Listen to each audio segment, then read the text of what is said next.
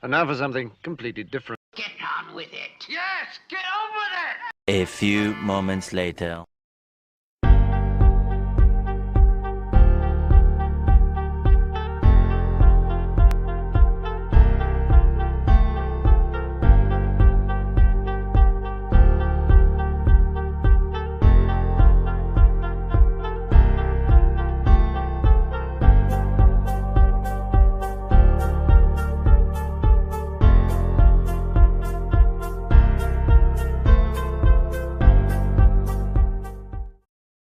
Hey everybody, welcome to another edition of Sports Church right here on Barracks Party Media. I'm your host, Friar Mini, aka John Kerman. I'm a United States Marine Corps veteran. 2311 was my MOS.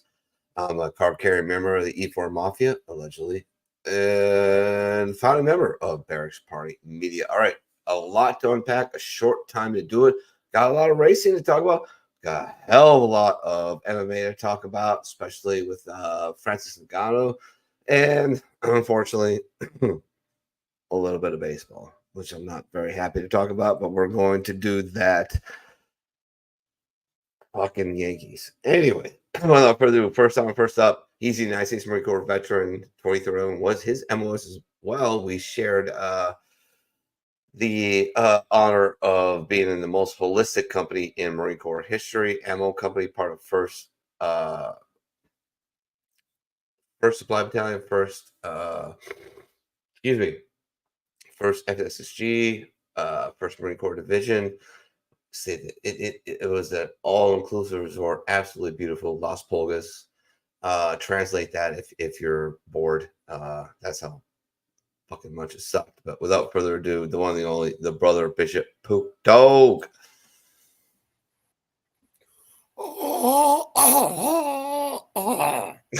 How you doing, Minnie? How you doing, man? I just woke up. I just woke up. I was late to get on, as you know. I was late to get on. I just woke up. I just finished making my. I just finished wrapping up making my adjustments to my fantasy teams before the kickoff, and I also made my final wagering selections. By the time I was able to get set up, I guess it worked out. Yeah. So we're both on together. Yeah, we're here. We're both on together. I'm somewhat prepared. I watched the whole PFL card yesterday. I was unable to take in that UFC card, although the internet has told us that it's the worst UFC card ever. So I doubt I'm ever going to be watching it. Okay. Because there's just too much sports in the future.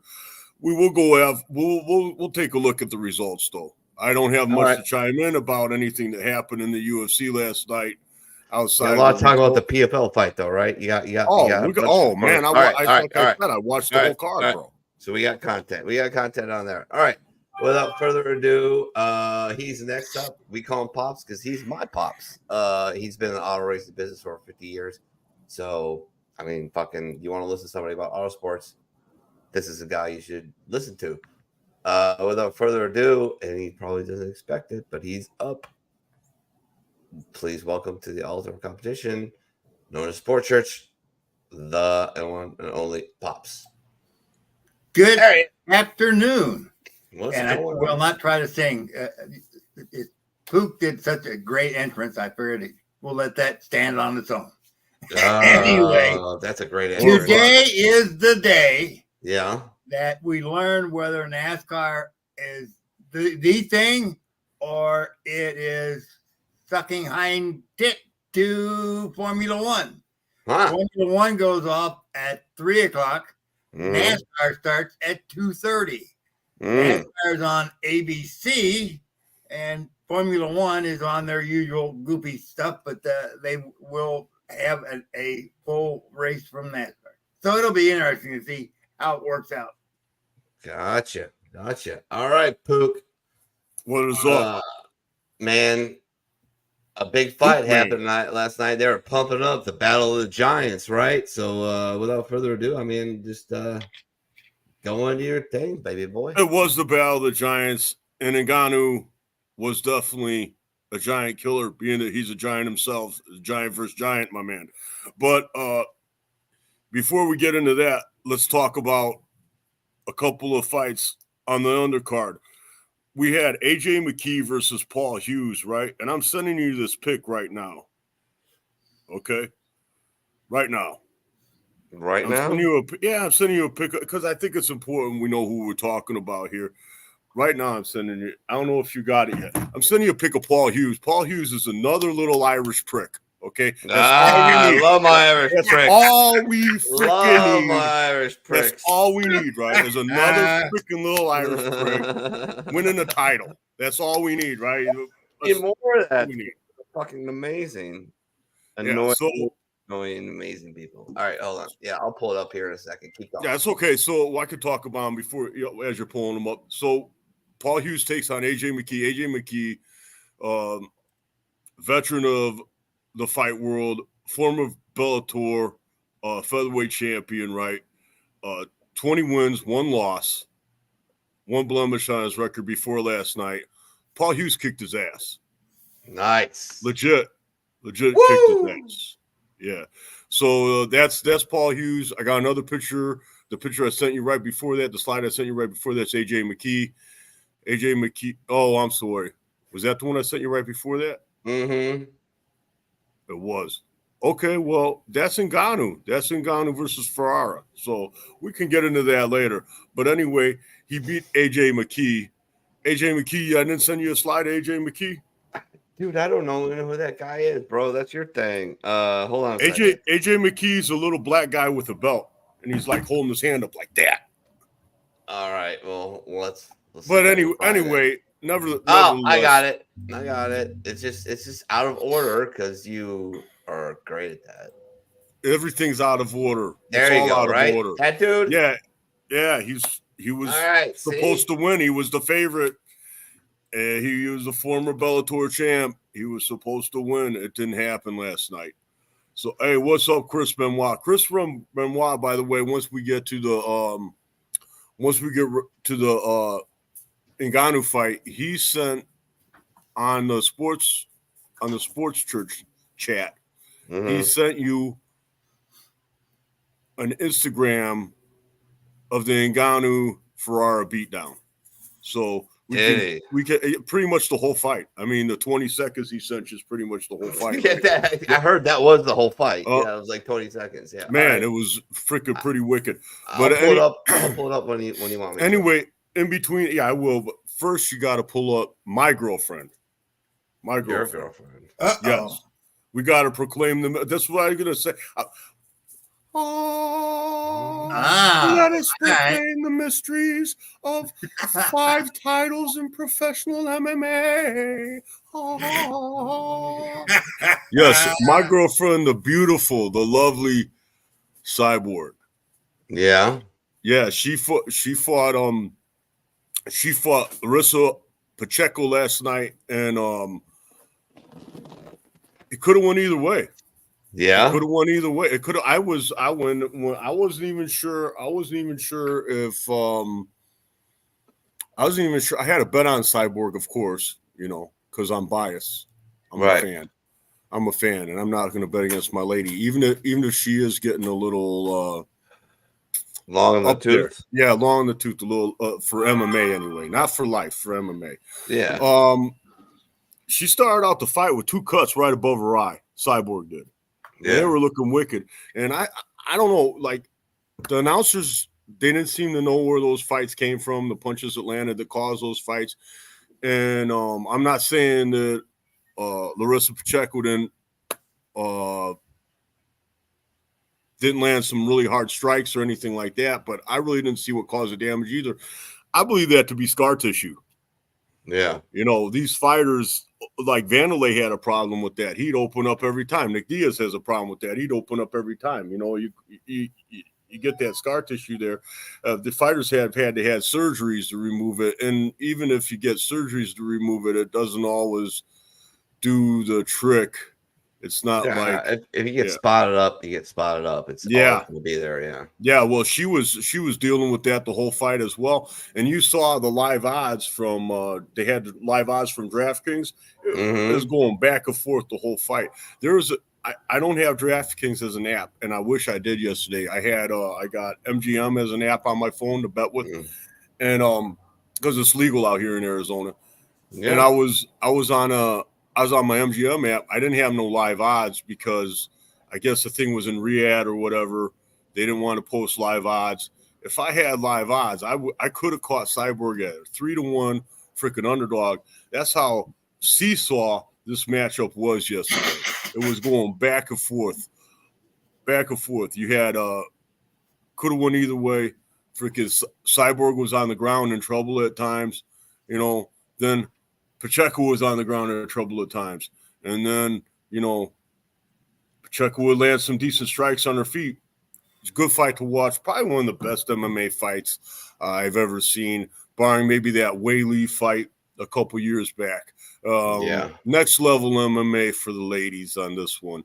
If you're a fan of women's MMA, I'm sure you watched this yesterday at Cyborg. But if you're just getting into women's MMA, it might be one to freaking put in the archives and look up later, I guess. All right, moving on to Francis Ngannou and Ferrara. We got the slide. Do me a favor, go on the Sports Church chat and pull up Chris Benoit's Instagram post that he sent you. Give me a second. I gotta. Well, a picture's worth 1,000 words, and a video is I agree. More. I agree.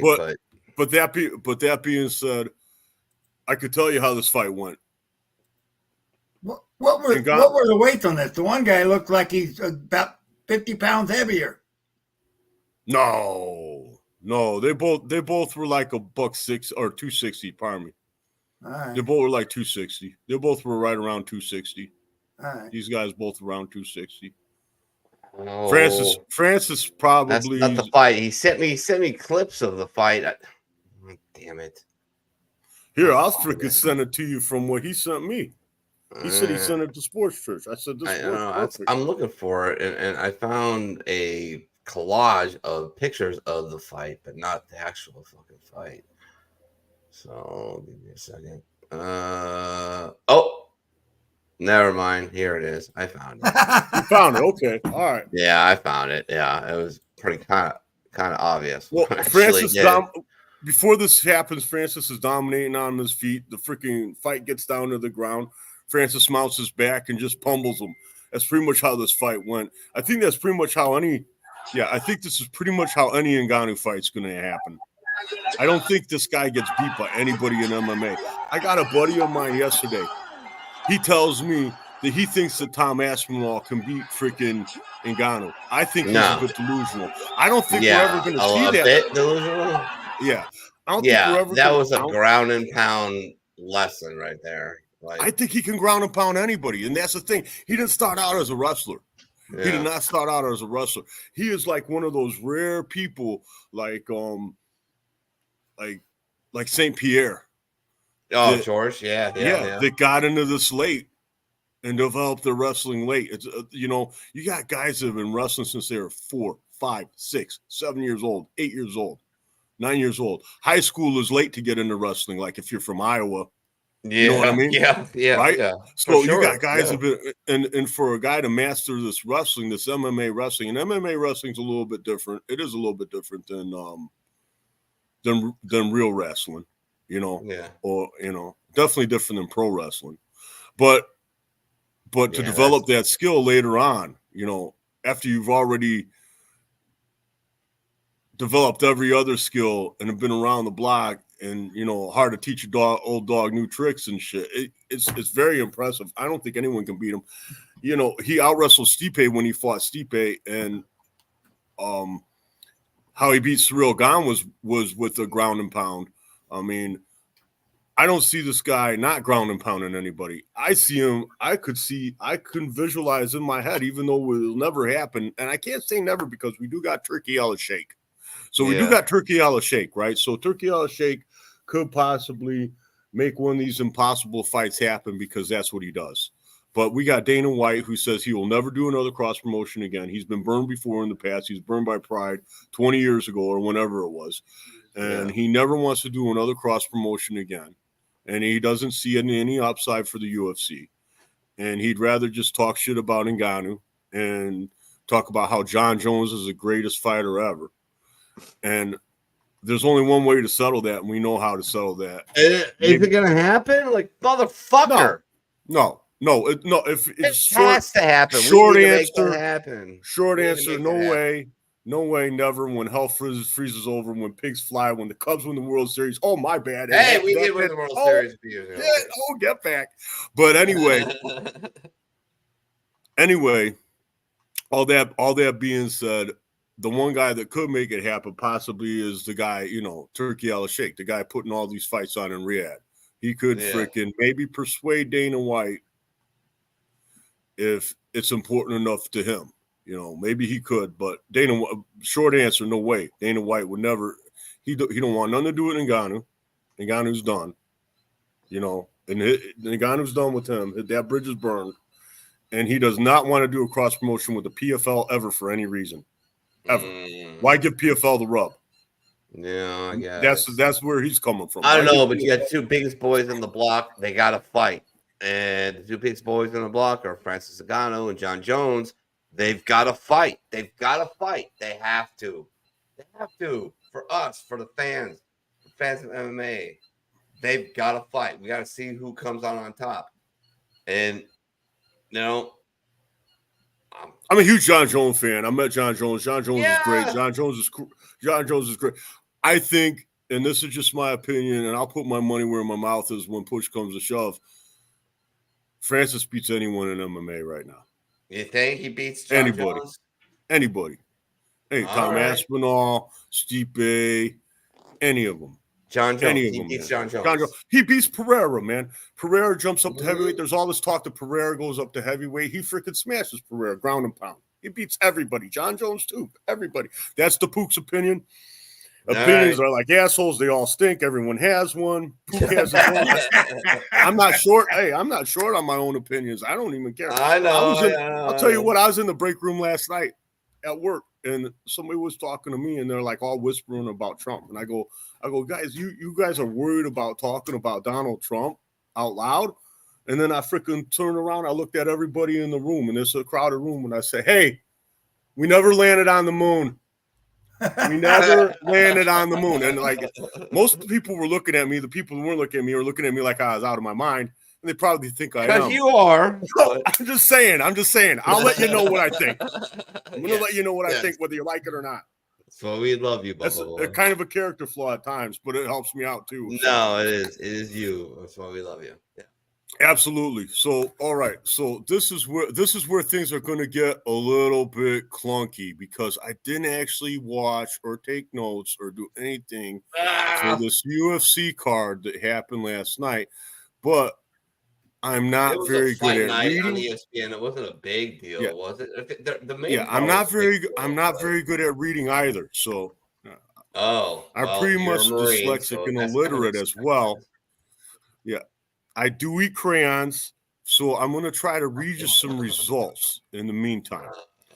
Okay, so looking this over real quick, the fights we're mentioning, Rob Font fought last night. He actually recorded a win. What Rob Font's actually going to do with this win at this juncture of his career, I don't know. But he did get a win, and there probably are a lot of Rob Font fans. I'm like this with Rob Font. You know, he's been around for a long time. He's a tough guy. He's challenged for the title. I don't think he's at that point in his career anymore. But he did capture a win last night. And then the main event, we got Michael Pereira versus Anthony Hernandez. And it looks like Anthony Hernandez won. And it looks like he won due to TKO elbows. Herb Dean stopped the fight. 2 minutes and 22 seconds in the fifth round. So that wraps up my UFC coverage, unless you want things to get even more clunky with the UFC. Now, it's up to you, Bubba. Oh no, we can't wrap this up. You gotta pull freaking Connor up. You gotta pull Connor up. Oh no, what's Connor been up to? How wasted is this guy? How wasted is your boy? How wasted is your boy? Is this is how this guy lives now? Is this how he lives? Every time I see him. Pull that up. I sent that to you yesterday. I know you got that. Where'd you send it to? Oh yeah, I found it. Fuck. Oh, you know what I sent you. I fucking found it so quick. Oh, why you always go at my boy? All right. The phone isn't doing this justice, folks. Yeah, get out and have a look at that moon quick. Is it the moon is on the bleeding low level? It's like the moon. Fucking moon. Surely the moon's gonna go up. Look at the thing. Look at it. Have a look at that moon, folks. Quick, LJ window if you can. That is the maddest. It's like the sphere. It's like I'm looking at the sphere, yeah. Looking at the sphere? What the sphere? Look at that. Look at that sphere. What is with these? Look at that moon, quick, everyone, yeah? Tell us. It's going up. It's actually going up. That's usually the moon's up there, like. It's down there. It's at me eye level. And it's huge. And it's going up. Yeah, look it's at that boy, Minnie. You see that? Yes. That's rising up now. Look. Oh my God, it's the sphere. The sphere's outside, folks, yeah? That's a lot of cocaine. A lot. Yeah, of cocaine. I think we could maybe talk a little Miracle John Jones, or we could talk about the rest of the sports world. Because we got a lot to go through. And not a lot of time, right? Nose candy going on there. You're not kidding. Cocaine's a hell of a drug, man. I mean, it is. It's fun until you try and look at your dick, and then it's like, oh, something happened. Yeah, I don't know. Yeah, anything else you got? Go for it, Poop. No, like I said, I knew you took a shot at me with that Connor clip, and that's fine. I accept it because that's my boy. I'm gonna ride and die with that motherfucker. If he doesn't fight another fight, I will fly to Ireland and put a bullet in his head. No, you won't. You're just being silly. Of course, I'm being silly. But that motherfucker needs a fight one more time. One more time needs a fight. Other than that, then why do you want to go away? Why do you want to watch? Why do you want to watch your drug addicted homeboy get his ass kicked? It's not cool. I do. It's so not it's cool. over. So the fucking thing is over. It's done. The chapter is wrapped up, right? Like it's done. Like you had your moment. You suck. Move on. But maybe he does that fight with Chandler or somebody and he wins. And oh God, then we get to start the whole fucking shit show all over again, which would be great, right? Just for the sport would be great, right? If of Connor victory, yeah, it'd be huge. Mm-hmm. But he's got to get a victory against somebody relevant. And at this point, what are the chances of that? And what are the chances of him ever even stepping inside the octagon ever again, man? I don't know. Is it Pook? Is it the thing we've talked about it before? It's the satin sheets thing. Is that Connor's fucking problem now? Yeah. Joe Louis said it's hard to fight when you sleep in satin sheets. Joe Louis, one of the greatest heavyweight champions of all time, said it's hard to fight when you wake up in satin sheets. I think it's beyond that even. Yeah. I don't even think it's. I mean, I don't think it's I don't think it's the decadence and the luxury and everything. I think it's even beyond that. I mean, this guy's freaking cocaine 24/7, booze every time you see him, women, freaking. He's supposed to be married, freaking luxury boats, Lamborghini yachts. You know, this dude, entrepreneurial ventures. I mean, this dude's literally all over the place. How does he have time to fight? Like, you only got 24 hours in a day. How do you have time to train if you're doing all this crazy shit? He'd have to go away, man. He'd have to go to a monastery to train or something, man. You'd have to get this guy. You'd have to lock him in the gym, literally. I don't know, man. I have no idea. And then that's. Oh wait, Chris says Connor is rumored to fight Dan Hooker. Yeah. I doubt that's going to happen. But yeah, that's the rumor. That's the rumor. Okay. Yeah, they're trying to give him an opponent that he can beat. I think that's going to backfire. Dan Hooker's a tough guy. Dan Hooker's a veteran. Yeah.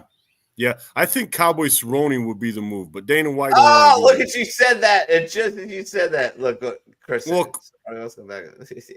Cowboy's not coming back in the UFC because he says so, and I'm getting this from Uncle Chael. Chael Sonnen told me this the other day on a podcast that he had like a 10-minute brief short that he had or whatever. He's on there. He is talking about the PED use.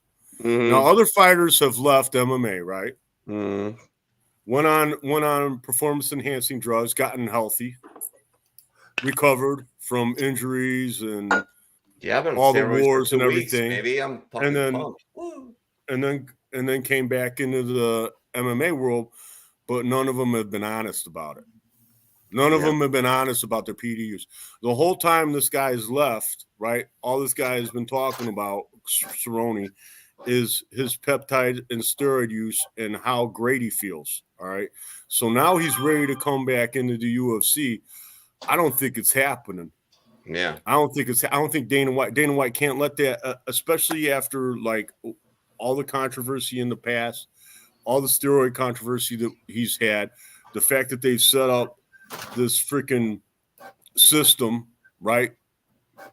The system of where you're 24-hour, they can come knock at your door and ask you for a freaking sample, and you got a guy talking, "Oh, I went on PEDs when I left," and now you're gonna let that guy come back? Plus, man, I think Dana White's pretty much done with Cerrone. I mean, he wants Cerrone to retire. Now, BKFC, that's where he could fight Mac. in 2 years. When Mac's done with his contract, right? When Conor's done with his contract with the UFC, and freaking, that's maybe where we might see that fight happen. But I don't see that fight happening in the UFC. But it makes sense. I'm with Benoit. It makes sense. If I was Dana White, I might make it happen. Nobody, no one really cares that Cowboy Cerrone went on the steroids. Yeah. You care? No. You care if he's clean now? Do you care? No. If he went on the steroids, recovery, came back in, well, there might be some fighters that care, and there might be some people in the press that care, and there might be some other people that care. You know what I'm saying? But the Pook don't care. I say give them all steroids. Absolutely. Give them all steroids. You know, that's why the Pride was so great. Right? Give them all steroids. That's why Major League Baseball in the mid-'90s was so awesome, right? Give them all steroids. That's a true story. Here we go. True story. Yeah. All right, so we got all right, so real quick, wrap it up. We got Francis Ngannou. Francis Ngannou was last night, mid-November, pay-per-view. Stipe versus John Jones. That's supposed to happen. My pick on that fight, John Jones. All day, baby. All day. I believe John Jones is going to beat Stipe. I believe that's going to happen. We'll see. They'll have to fight. Yeah, that's why they fight the fights. That's why they play the games. Yep. Absolutely, man. Anything else?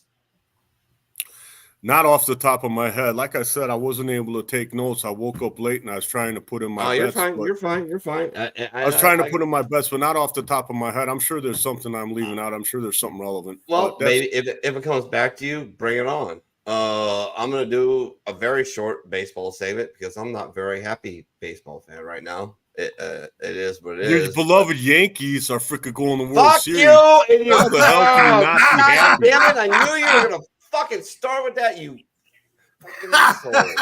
Why aren't you wearing your Yankees cap today? Why are you wearing some camouflage? Because my feral Cubs daughter cap? fucking threw it somewhere. I don't know. But no. Yeah, here we go.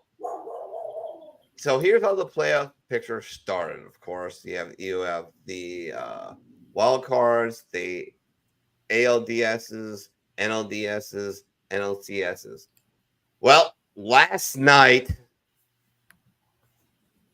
much to my chagrin, the Yankees eliminated the Cleveland Guardians and put their mark into the World Series. So they are in, the Yankees. Now, if you don't see a little bit of fucking shenanigans here, I don't know. The Mets have a chance. They are playing LA tonight in LA. The Dodgers lead the series 3-2. I would love to see the Mets pull it out, do a little more OMG, a little more fucking Iglesias magic, but MLB is gonna get what MLB wants, and MLB wants Yankees versus Dodgers. They're gonna get it. It is gonna be the sorriest series I've ever seen. Why is that? Why is it gonna be a sorry series? All right, name two pitchers on either team. The Dodgers or the Yankees. Name two. I'm not worried about that. I'm just trying to figure out why you say because there's nobody you can name. That's why it's sorry. You got Garrett Cole. I can name two. Garrett Cole, Carlos Rondon. And on the Dodgers, fucking, I don't know. Walker Buehler, really? Yeah, like Walker Buehler, one of them. I couldn't think of his name. Yeah. And other than that, like, it's rubbish. Like, it's going to be the shittiest series ever. And I don't know who to root for. Because I hate the fucking Dodgers, and I hate the Yankees even more. But, you know, Cleveland Guardians gave it their best. They really did. They put up a hell of a fight. That was a great fucking game the other day. Walk-off home run to fucking keep the series going. But it is what it is. Do the Yankees have a bunch of pitchers on injured reserve or what? No, but the fucking Dodgers have like an entire staff on injured reserve as far as pitchers. Yankees, no. I mean, they got Garrett Cole. Say what you want to say about Garrett Cole. He's a hoss. He's the only guy I know who gets shit faced off of 3 IPAs, but he is a hell of a pitcher. So you got one game for sure. Yeah, but how did that one pitcher get them into the World Series? I can't figure that out. Because he wins every game he pitches. So if you're in a 3-game series, he wins 1. In 5-game series, he wins 2. 7-game series, he wins 3. That's how.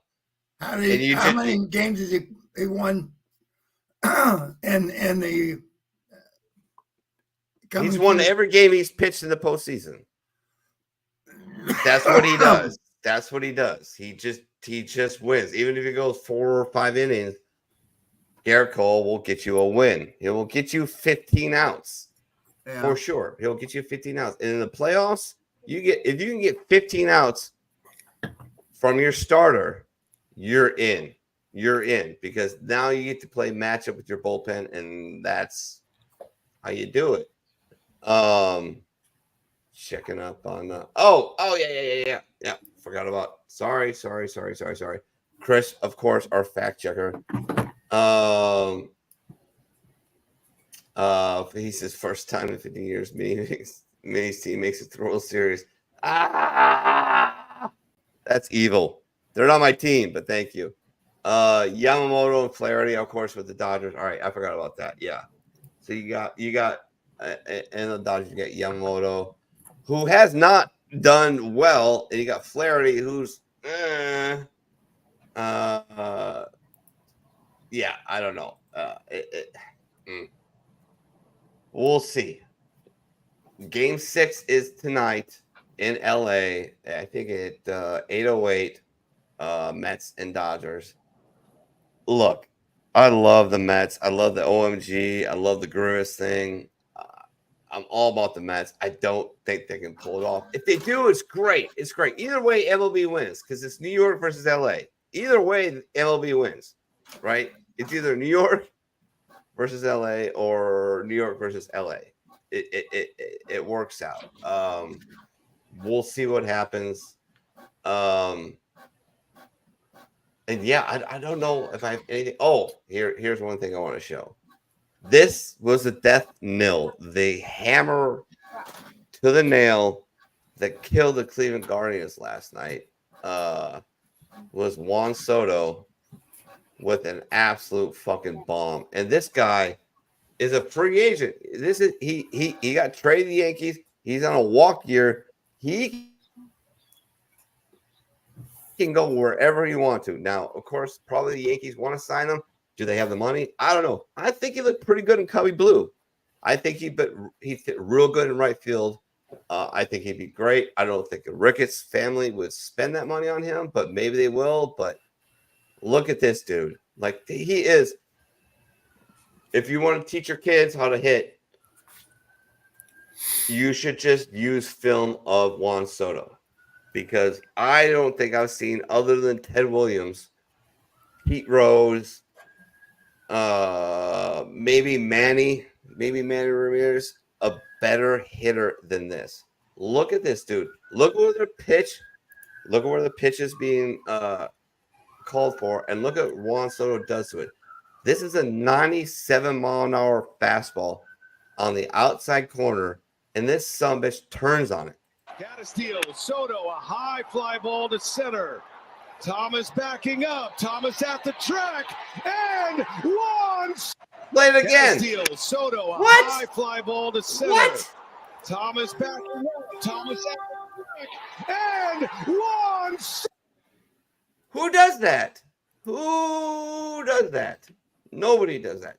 Did that play or did it not? I didn't see anything. Ah, damn it. All right. Well, I was thinking I wasn't even on the damn show for a second. I'm like, what am I got this audio. I don't have the video. What's going on here? All right. Here we go. 9-7 up top. Watch Juan Soto, what he does with it. All right, I think it's like 95, but whatever. Castillo, Soto, a high fly ball Yeah. to Again. Castillo, Soto, a high fly ball to center. What the fuck? Thomas backing up. Thomas at the track. And Juan Soto! A 3-run home run! Jesus. That was 95 up in the zone away to a left-handed batter. And he pulled the fucking pitch. He pulled it. He pulled it into fucking Jesus. He is insane. And you and your Yankee highlights. Yeah, I know. You and your Soto love. Man, I would really appreciate it if he became a Cub, but I doubt it's gonna happen. No. We'll That see. doesn't work that way. These guys become Yankees. I don't know. I mean, Like that's Rizzo. Well, Rizzo's done. I think Rizzo's probably out of baseball here in a year or two, but He's pretty much done. Well, Yeah. That being said, it just doesn't work that way. The Yankees get the big free agent signings. well, usually, but here's the thing: it's like Brian Cashman, the kind of head motherfucker in charge over there, said that they're going to be stingy. So we'll see if they sign Juan Soto. But Juan Soto is going to get The Yankees are going to be stingy. one. Oh yeah. Yeah. We'll see about that. We already talked about it. We'll see Already about talked about it. He's talked about it. What's stingy Juan- for the Yankees anyway? Having the largest payroll in baseball, but trimming a No, little they bit of the don't. fat? If you want to look it up, look up payrolls for MLB this year, and the Yankees are not at the top. So we got the Dodgers and the Yankees are going to be in the World Series, and they're not the largest payrolls in baseball. Yeah, see, what did Chris say? Cash man don't pay. See, Oh shit! see, told you. Think I'm pulling this shit on my ass? I'm not. I didn't say you were. And I just shocked Juan and astounded. Juan Soto's gonna get. I mean, God, let me just look at his baseball reference page real quick. Let's see, pull it up. Juan Soto. All right, so he is. Yeah, Juan Soto. There we go. Let's get down. He is 25 years old. Okay, this guy is 25 years old. Which means whoever signs him, if I was an MLB GM, I would give him without question a 10-year, $700 million deal. Without blinking. Like, here's 10 years, deal? 10-year deal, $700 million. Why Right 10 off. years? Because that puts him at 35 years old. And after that, I don't want anything to do with him. Because that's when guys start to fucking like just tank in baseball. Start to tank. Yeah. Sometimes it's a slide. Sometimes it's just absolute collapse. But yeah. No. 10 years, $700 million. Has he been hurt yet? Not really. No. Not that I can remember. No. And his fucking career WAR is 36.4, which almost puts him at the Baines meter, which is I think 38.8. But yeah, he's What's the Baines meter? Oh, you don't know the Baines meter? No. All right. So Harold Baines. Okay, made this it has to do with Harold Baines. Okay, Roger. Go ahead. Yeah, Harold Baines.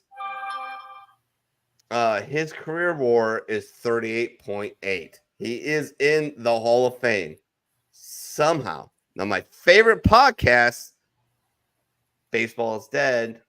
Shout out to Justin Havens and Jay Hay. He has the Baines meter, and it's every time a actual player eclipses the career WAR of Harold Baines, which is 38.8. So yeah. Okay, gotcha. It's kind of like the Mendoza line. This is what you have to hit. This has to be your WAR to get into the Hall of Fame. Yeah. Is that what it is? Yeah, pretty much. If you're under Baines, you don't belong in the Hall of Fame. Well, Harold Baines doesn't belong in the Hall of Fame, but that's kind of the marker now that, like, if you hit that, you're in. Yeah. Shots fired on Harold Baines. Oh, yeah, absolutely. Man. But yeah, so the Yankees are in. We're gonna see what happens tonight. We've got Dodgers and Mets. Go Mets. Go Mets. I know I lost a bet with you, Poop, that you made the other day. Thank you for doing that, by the way. But no worries. We'll see what happens with that. I'm rooting Mets. I'm going all Mets because I don't want to see Dodgers. I just don't want to see Dodgers. I just don't. I don't want to see LA and New York one way or another. But it's gonna be what it is. I don't know still. I love my Grimace. Go Grimace. But I don't know if the Mets will be able to pull this off. We'll see what happens. Nah, it ain't happening. Yeah, we'll see. Nah, man, it ain't happening, man. Without further ado, I'll turn over the racing going, and then we'll go. Hey. Stop it. Uh-oh. We got dogs. We got dogs. All right, Pops, what you got for us, Bubba? I got a sleeping dog right next to me. Do you? Yeah, but he's still farting. Anyway. Still farting. I go, what the hell is, oh my God. Anyway, it's going to be interesting today because it's going to be a battle between the superstars of television, meaning that NASCAR is racing at Las Vegas today, and Formula One is racing in Austin, Texas today. And we'll finally see how they go when they're going head to head. So it will be an interesting battle, to say the least. Drivers of interest, we're now in the playoff series, and they're cut down to 8 drivers in each of the series. And it has not been without controversy because just some, I guess, unusual disqualifications have occurred. Okay. You got it in the Xfinity series. You got, let me grab it up. Anytime, sweetheart. Yeah, all right. Got Mr. Mayer. Was among the top 4, which is what you need to make it to the next cut. Unfortunately, following the race last week, they found that the car was too low and disqualified him. What? Yeah, which knocks him all the way down to the 7th position, which, yeah, it is the last or second last place. They're going to cut to 8. Well, they cut to 8. The next cut is to the final 4, and he's sitting outside of the final 4 in 7th place. So now he's said that he is going with the new team, which was the team which took over from Stuart Haas, and it's just plain Haas, and it's Haas Factory. So he's going to have 2 cars in Xfinity and at least 1 car in Cup. So that's Mr. Haas. He's also the guru of the Haas team in Formula One. They're still trying to find their way. It's been an interesting season in Formula One in that I don't know what you're going to call it. Lando Norris is now in 2nd place, solidly in 2nd place. Max Verstappen obviously is your leader. He's up by 60 some odd points on Norris. Charles Leclerc, Oscar Piastri, Now, Norris and Piastri, they're the second and fourth in the standings. They're both McLarens. So, I mean, you've got two McLarens above the I guess the second or the third and fifth place Ferraris. That's not the way it was supposed to be, but that's the way it is now. So you got Mercedes way down the list in seventh spot, and that's kind of unusual to say the least.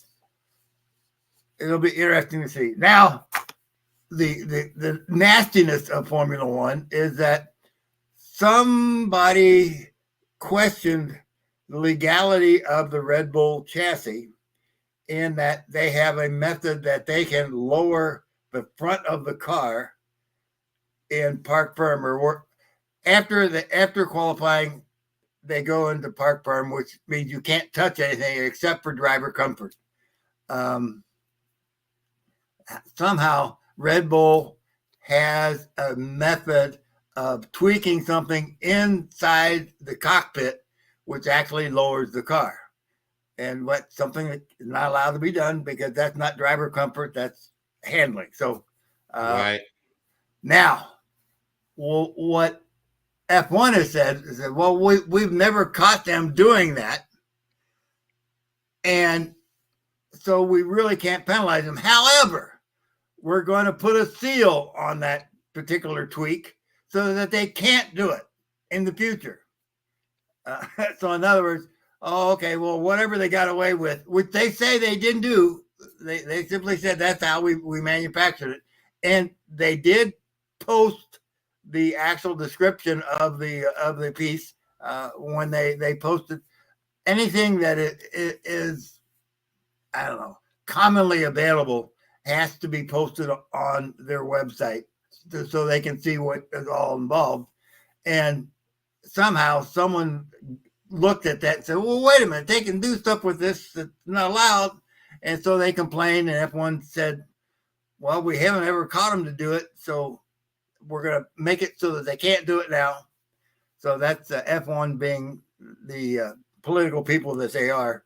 Right. They came up with a way to, I guess, quiet the competition. Zach Brown, who is McLaren, has been all over the F1 about this because they said, look, they've been cheating all year, and all you're going to do is keep them from doing it in the future. That's not necessarily fair. So we wait and see how that comes out. It will be interesting there. And you're talking about maybe lowering the car not even a quarter inch. Wow. But that's the difference. See, in qualifying, they run over the curb something fierce. I mean, they really try to straighten out the course, and so that quarter inch is the difference between scraping the bottom of the chassis or not scraping the bottom of the chassis. They don't take the same paths during the race, so they don't need the extra quarter inch clearance to do racing with. But it's going to make a big difference in qualifying. The quarter inch allows them to do a lot more than what other people do. Let me understand this, Pops, because okay. I don't know my ass from a hole in the ground when it comes to racing. So the lower you are to the ground, the faster the car is going to go. Yep. See really? what it is. They have it's called ground effects, and the idea is to seal the air from getting underneath the chassis. But you need some air to get underneath, but not much, and that creates a vacuum in the back of the car. And so that plants the back of the car onto the ground. In other words, they can actually run these stupid cars up and onto the ceiling. As long as they maintain their speed, they won't fall down. Honestly, I thought the ground effects was just for looks, man. I had no idea. I honestly, you'd see your car back in the day, Minnie, it had ground effects. The fast car you had. That thing was fast, man. Yeah. Was it Trans Am? Camaro. Yeah, the Trans Am had ground effects, but it doesn't work well on passenger cars because they're so far off the ground. If you could put the thing down so you got maybe an inch clearance, it could possibly work. But the ground effects here on freaking actual production cars are bullshit and just for looks. It all looks. But the ones for racing are for real. Yeah. Well, when you're doing, the difference between street, maybe you get it up, if you're lucky, get on the highway and have a little fun and get up to 100 miles an hour versus doing 185 miles an hour for 2 hours is a huge difference in aerodynamics. So yeah, it does make a difference for sure. Yeah, and if you remember at the beginning of this year, the F1 was having a terrible time with the cars, what they called porpoising, that they would go down and then the downforce would be relaxed and they would go up and they would go back and forth. You remember how a porpoise it breaches out of the water, then goes under the water, then comes back up and breaches out of the water, and that's all the result of ground effects. And they probably spent the first 9 races fighting the porpoise. The drivers were getting sick. It was just that vicious of a bounce from the regular height up and down into the ground effects height, and so going back and forth, it really played out some of the drivers not being able to make or finish the race. So that was interesting to say the least. But anyway, today they're in Austin, Texas, at the Circuit of the Americas, a unbelievably beautiful racetrack. I love the Circuit of Americas. I don't like the racetrack because they have no out of bounds. Oh, you and your fucking out of bounds. God. Well, when you got a race course like Dakota, you can, unless they've changed the rules for this year, you can probably knock, I don't know how many seconds, but if you go off the course, you should be in a sand trap, or you should be in a wall or something. I mean, you shouldn't be able to just go. Well, the course is the course, right? So the course is a course. See, you're used to playing video games, Minnie, where you can do this, where you can drive. No. Me and Pops have argued about this for years. We've argued about this. Yeah, and his thing is there should be limits to where the cars can go, and if you go beyond the limit, you crash. And my theory is, I just want to see great racing. So fucking, I don't know. But Pops, please continue with your rant. Yeah, but anyway, this occurred last week at the road course race for both Xfinity and Cup. Yeah, they were on the Roval at Charlotte, and they had a rule that if you got beyond the first set of lines with all 4 wheels, then you're going to go with a penalty. Okay. And they enforced it 3 times. Nice. So, unfortunately, F1 doesn't do that. They have to define what is out of bounds and what isn't out of bounds. And they have been very gracious with giving the drivers a little bit extra each and every week. So I don't like it. But apparently my likes and dislikes don't count. Well, I'm sure NASCAR's not hanging on a thread waiting for you or this podcast to see what you say. But yeah, I get you. I'm with you. It's okay. It is what it is. But I mean, the thing that is so neat about F1 now, which is surprising, is that Max Verstappen, who was declared champion after the first race, he is 60 points in the lead over Lando Norris, but that's a McLaren, which is unreal.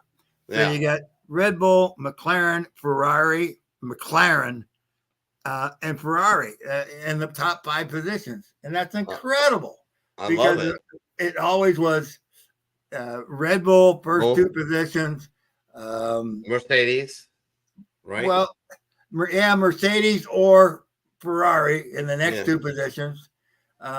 And that's the way racing was. And then possibly McLaren in 7th and 8th place.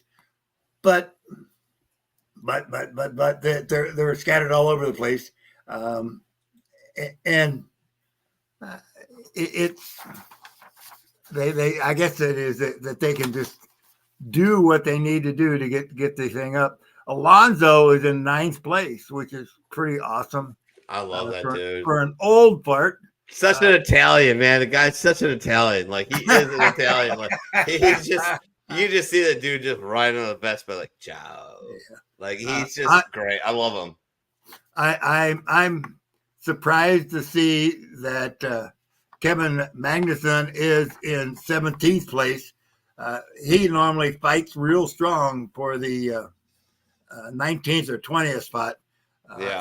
They Haas just has not been able to make the changes they have to. I thought possibly when Tony Stewart got out of NASCAR, that Haas would take all those funds and throw it over to the F1 team so they could hire some people to work on the car.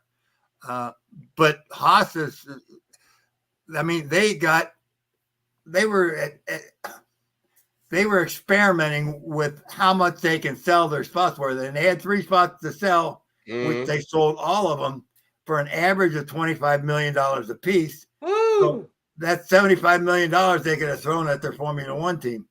Hey, Pops, can I mess you up a little bit? What's that? Do you know who's entering F1? There's a new manufacturer entering F1. Did you hear about this? Oh, Toyota. No, not Toyota. Audi. Oh yeah, Audi is getting in F1 next year. 2026. Oh, 20. Yeah, you're right. 2026. Yeah. So they unveiled their car the other day on Twitter. And that's when they want the Andretti to come in. And that's where Andretti wants to come in. Yeah. So the Andretti deal is weird in that Michael, the head of Andretti Global, has given the teams the equivalent of giving the teams to his money partner and asked him to manage it. Michael says he just wants to be an advisor. Yeah. And he doesn't want anything to do with the day-to-day, which you got to remember, the F1 people told Michael he would never be in F1. Never would Michael Andretti be at F1. So it's entirely possible that Michael's saying, aha, I'll fool you. I give up my team. Right. And I'll get you on the back end. Yeah. So we'll see whether they can get in. The Alpine team, the Haas team, the Williams team are weak. And it's entirely possible that Michael could buy out any one of those teams. The interesting part is when Michael said, I'm out of F1 or Andretti Global, he did form another company that could possibly match up with another heavy money person and bring Andretti Global back into the fray. So all kinds of strange things happening money-wise. And that's not the type of stuff I like to talk about F1 or on anything. That's the money game. Yeah. I mean, it is as crazy in F1 as baseball and football salaries are. They go all over the place. I'll give you an example. In NASCAR, they say it takes a minimum of $18 million, not counting the driver's salary, to field a car and the Cup Series. $18 million a year. Oh, Jesus. That pays for the mechanics. And Denny Hamlin, who's the one that releases this information, says we can't get that in sponsorship. When Kyle went and had to switch teams because they lost their M&M's Mars sponsor, he was rumored to be getting $18 million a year, which the team said, look, we can't afford you anymore. We don't have that kind of sponsorship. And so he ended up going over to Childress, and which they're not doing real well with this year. It'll be interesting to say Childress was dominant when he had Earnhardt. But since then, they've not been the team to be with. But it'll be interesting to see what they can do. Childress has got a problem in that he's got his grandkids in racing and racing for him. And the thing has always been the kids get everything they need or everything they want, and the other teams have to beg for it and probably won't get it unless there's an influx of cash. So it's kind of funny how that is all working out. We'll just have to wait and see what they do. But this morning or yesterday afternoon, they had qualifying again.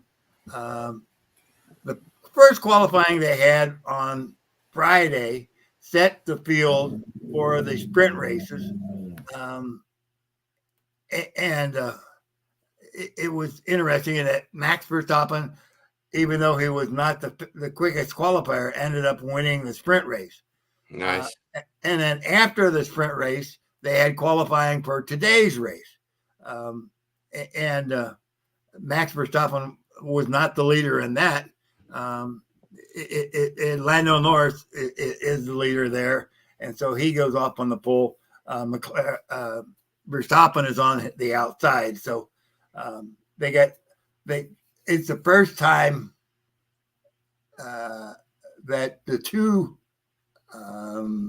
Red Bull drivers were not 1-2 in probably like 12 races. So nice. It will be a interesting battle with Mercedes, or not Mercedes, but with the McLarens actually leading the way as opposed to Red Bull just doing whatever they want. They generally do that. And Cup, which is, like I said, it's going to be on TV at 2:30, and F1 is going to be on TV at 3:00.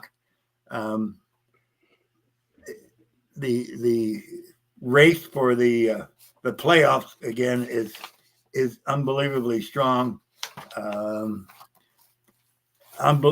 Unsurprising to you guys is that Kyle Larson is the head of the standings. This is the story. Kyle Larson was the guy that got suspended and thrown in jail. Canceled for being a racist, right? I'm sorry, what? He was a racist, right? Oh, yeah. Yeah. One of his buddies His buddy called him out. Yeah. It's unbelievable. And it wasn't. Well, it was on a national broadcast podcast. Mm-hmm. All right.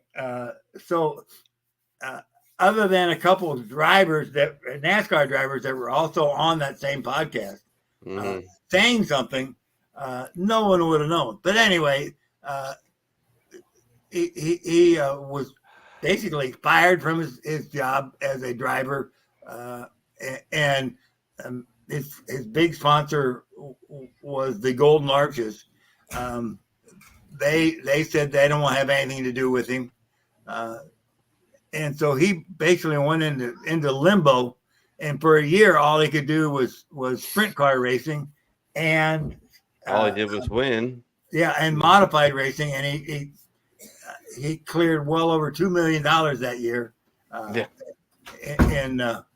In the racing part. Anyway, he came back, won the championship the next year back, finished in the top 10 last year, and now he's leading the championship standings this year. Chris Bell is in second place, which is kind of neat to see.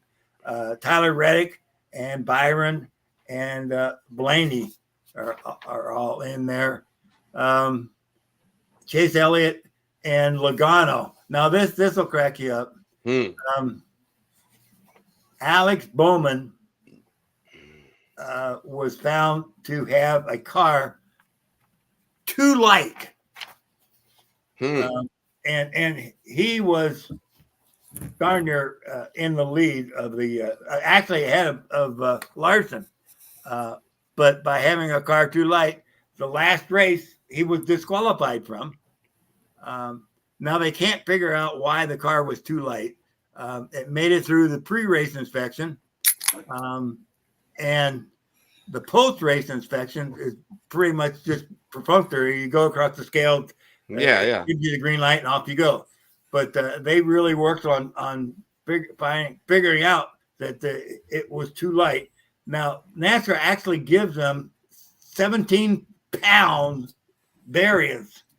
So if it was supposed to be 2,000 pounds, all they had to do was get to 190. Anyway, 17 pounds underneath that, and they were fine. And they couldn't do it. Now, I'm not insinuating that something funny went on. However, race teams have been known to get a replica of the transmitter for the in-car communications, and have it made out of some extremely extremely heavy weight. Well over 20 pounds. And they simply substitute that radio for the regular in-car radio. Oh, God. And it just sounds like one of two things happened. Yeah. NASCAR said, hey, you're too light. We know you're too light. And by the way, we're not letting you substitute the radios in the car. We're going to be looking for that. That's one thing. The other thing is that drivers have been known to have cars that are too light, but then they're brought up to the scale because they substituted tires on it. And the tires end up being tires. Heavy. Not just the tires, the actual wheels, like the rims. Well, it's a combination of the wheels and the tires. It's the wheels that are too heavy. And that doesn't take an awful lot to pick up 17 pounds. Hell no. The problem is they still have not released how far off they were. They just said you're not within the right. Well, anyway, so that knocks him out of the top 8 that are moving forward. So we'll just have to wait and see where they go from there. So Bowman is out. Joey Logano gets bumped up. So Logano is still in the running for the championship. So, it's strange stuff happen. It's not something that's normal. I mean, a car being underweight, it's hard to believe. Now, like I said, there was all kind of ways they used to do it. There was the infamous ball bearing fiasco that Darrell Waltrip was supposedly a part of, and they had a switch in the car that would open up a phony door and let steel shot run out of it, and they pick up over 100 pounds by flushing out that steel shot, and that's when they started doing the before and after weight checking. Right, Because, right, when you lose 200 to 300 pounds of steel shot, and the problem was after you got rid of the steel shot, it all would run down to the bottom of the track. So at the grass level, you would have all the steel shot laying out there. But they got away with it for almost a year. There you go. But they never got caught. They quit because things were getting too scary. They didn't want to get caught. No. In your opinion, these guys never got caught. Right. But in your opinion, which is more egregious? What Getting caught. They did? No, obviously in NASCAR and in baseball. Yeah. So getting caught would be the Astros. Yeah. The Astros cheating scandal, that's worse. Is that worse? Like, let's just for the sake of hypothetical, just for the sake of argument, what if they got caught red-handed with the shot? Which do you think would be a more egregious foul? The shot with the weight or the stealing of the signals? The weight, obviously. You think so? Is a game. Many begs to differ. Yeah, no, stealing the signal, no. Well, 100% stealing 300 the pounds, you can do an awful lot, and they did. I mean, they were leading the standings with it.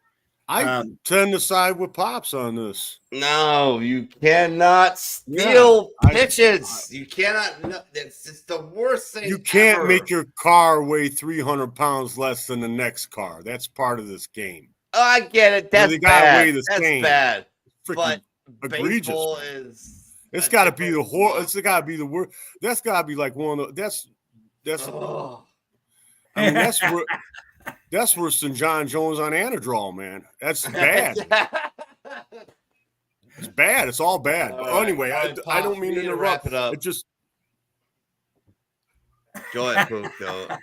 I said my piece about that.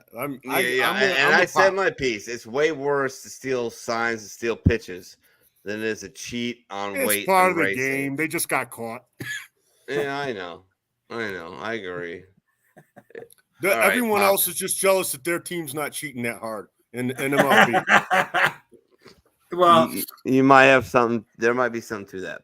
yeah, I mean, it's entirely possible that Texas team was not the only one able to steal signals, but they were the ones that got caught, and that.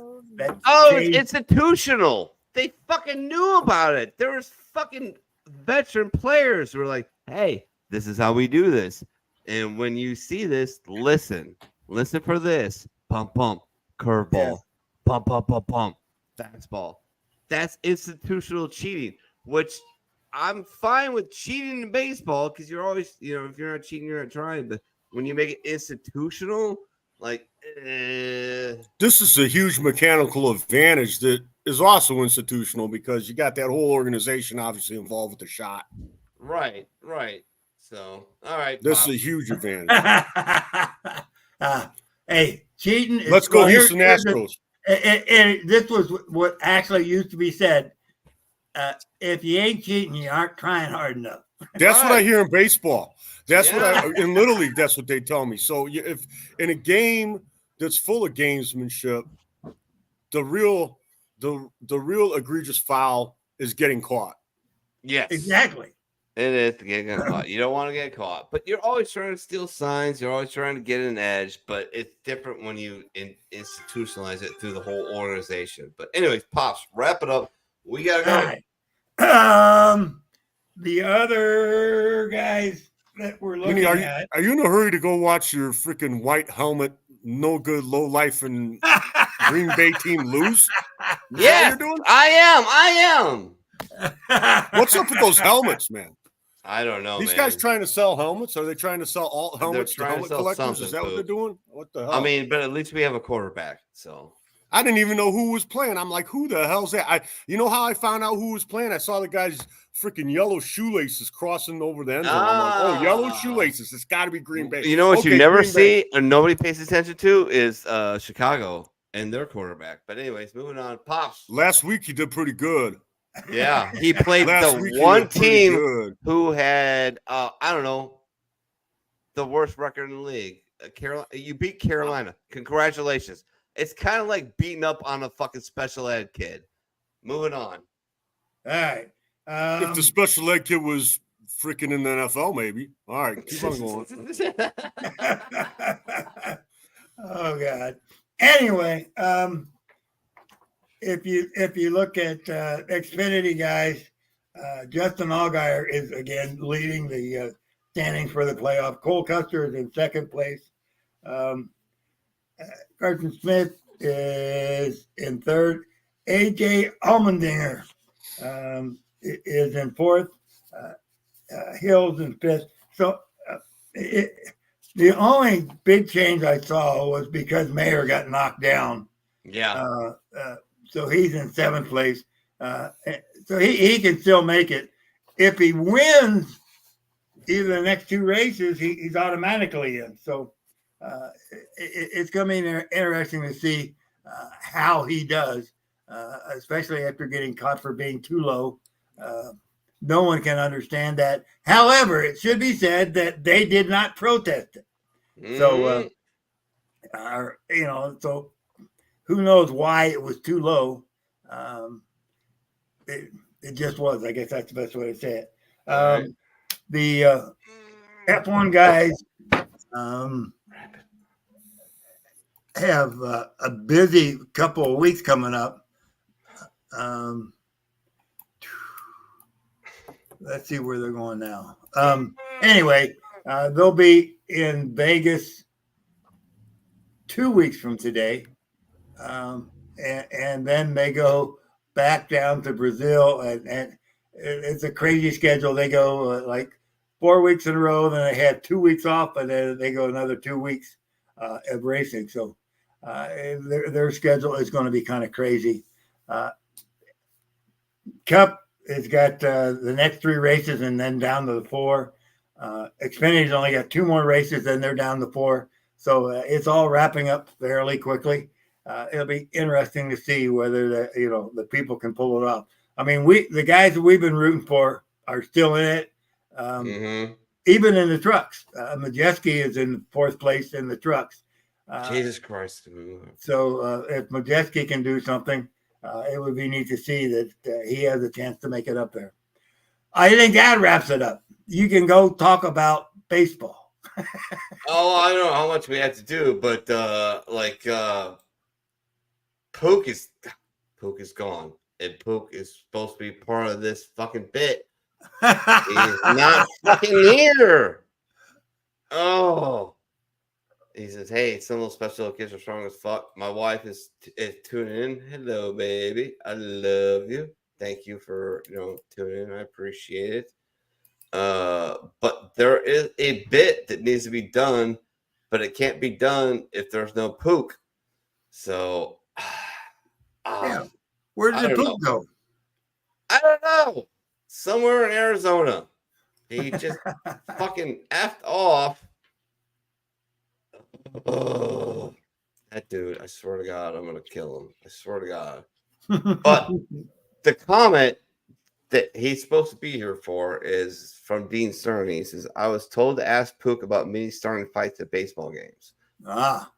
Which I was notorious for doing, like literally starting in the middle of the worst places you could possibly imagine. I started a baseball fight in Gary, Indiana against the Steel City Sluggers. I started a fight.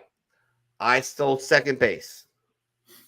Well, and I stole third. How much did you get for second base? I got nothing. I got a clap, but I sold second. And then I'm like, you know what? Fuck this. I'm just going to steal third.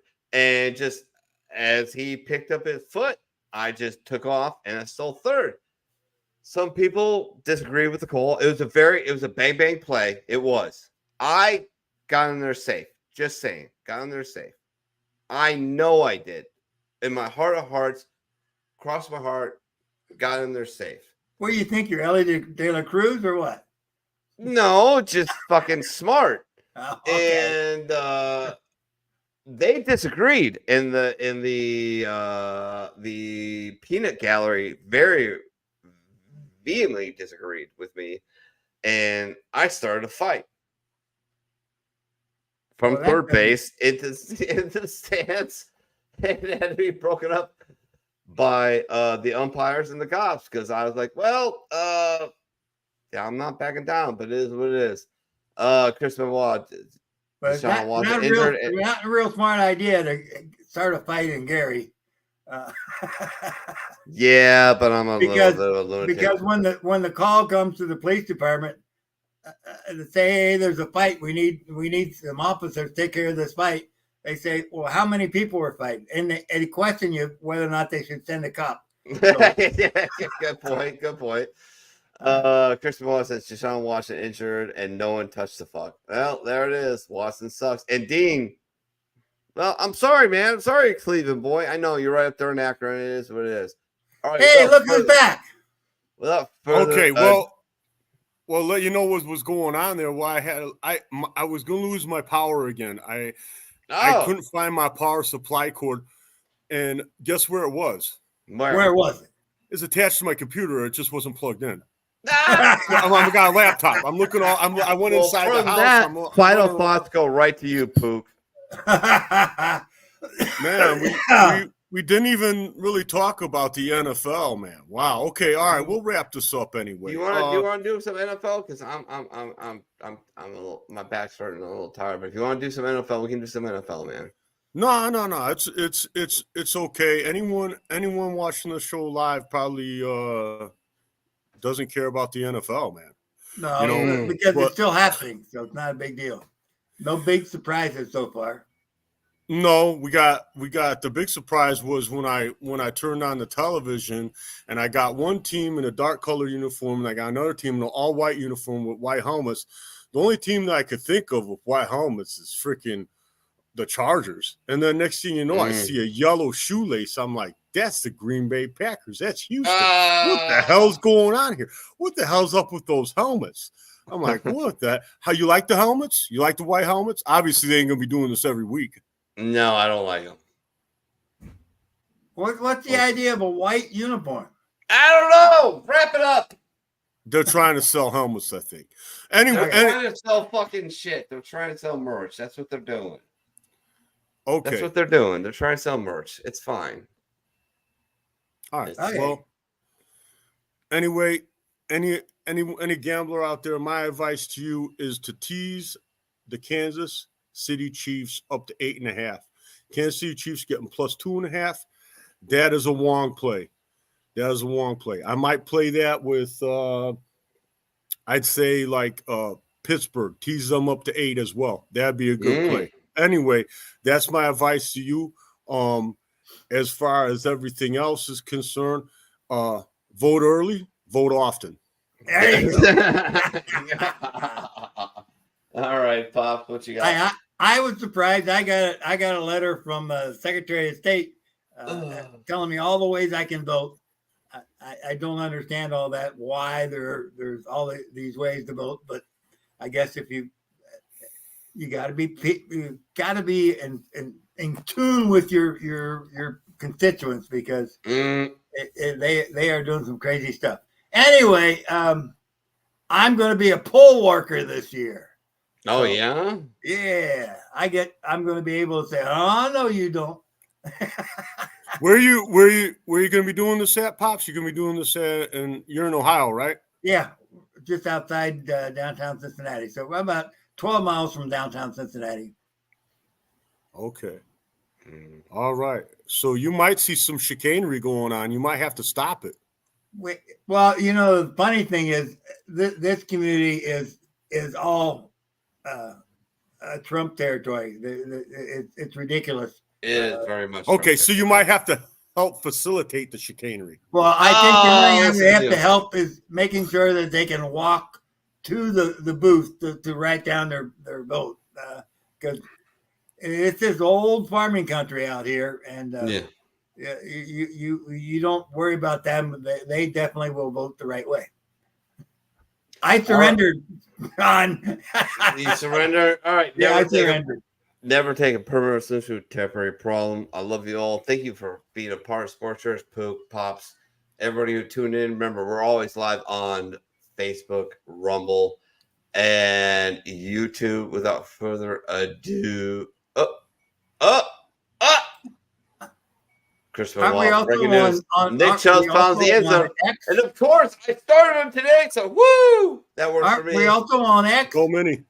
And no, we're not on X because no. Eli changed the fucking game on that. They screwed around every way. Okay. We have to pay for that now. Okay. Without further ado, big Dana game kiss to all of you. I love you. And now for something completely different. I'm pretty tired. Think I'll go home now.